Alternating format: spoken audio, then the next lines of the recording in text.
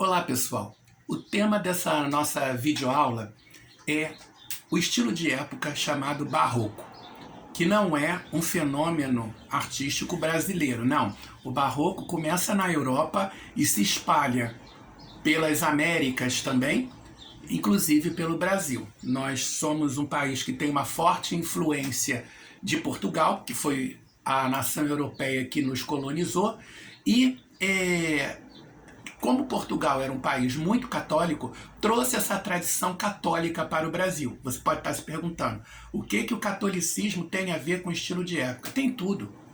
Os estilos de época, por que eles são chamados de época? Porque eles sofrem a influência do contexto sócio-histórico, cultural de sua época. Então, naquele momento, o que estava acontecendo? Houve o que se chama de Reforma Protestante. Um monge alemão chamado Martim Lutero, se insurgiu contra a situação da Igreja Católica. Ele fez uma viagem ao Vaticano, a sede do catolicismo, que fica em Roma, e lá ele viu as coisas que, no entender dele, eram as coisas mais absurdas do mundo.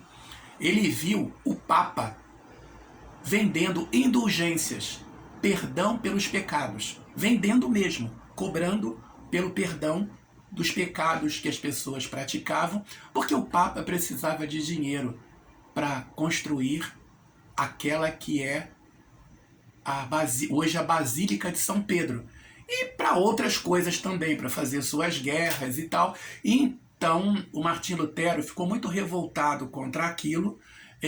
Muitas pessoas disseram, não se mete nisso não, isso vai dar problema, mas ele acabou escrevendo um documento sobre as coisas que ele achava que estavam erradas no catolicismo, na Igreja Católica, e voltou para a Alemanha e foi excomungado, porque afinal de contas aquilo ali era um esquema muito grande que envolvia muito poder e muito dinheiro, e os patriarcas católicos não tinham a menor intenção de reformar coisa nenhuma. A coisa estava do jeito que eles queriam e eles não queriam que ninguém mexesse nisso. Bom, então acabou se criando a primeira dissidência da Igreja Católica, e eles foram chamados de protestantes. E o protestantismo foi se espalhando por vários países da Europa, pela França, pela Inglaterra, pela Espanha, em Portugal. Na Espanha, por exemplo, a reação foi tão vigorosa que a rainha da Espanha, a rainha Isabel, foi a líder de um movimento que perseguiu todos aqueles. Ela era muito católica, e ela foi a líder de um movimento que perseguiu todos aqueles que pudessem de alguma forma atrapalhar a soberania do catolicismo. E aí foi criado o chamado Tribunal do Santo Ofício, a Inquisição, que acusava as pessoas de terem praticado heresia, que eram crimes contra a Igreja Católica e contra a vontade de Deus. E a Igreja Católica se dizia a representante da vontade de Deus na Terra. Então muita gente foi perseguida, morta, acusada de bruxaria. Quem não era acusado de bruxaria era acusado de heresia, e era morto na fogueira. Foi uma perseguição terrível. Foi neste clima, por exemplo, que Cristóvão Colombo descobriu a América. A mesma rainha Isabel que patrocinou a viagem de Colombo também patrocinou a Santa Inquisição. Então, de um lado ela foi uma progressista e de outro ela foi uma tradicionalista, tentando manter o seu poder e o poder da igreja na qual ela acreditava. E aí a Igreja Católica faz a Contra-Reforma, então. A Contra-Reforma foi uma reação pesada para evitar que as seitas protestantes avançassem.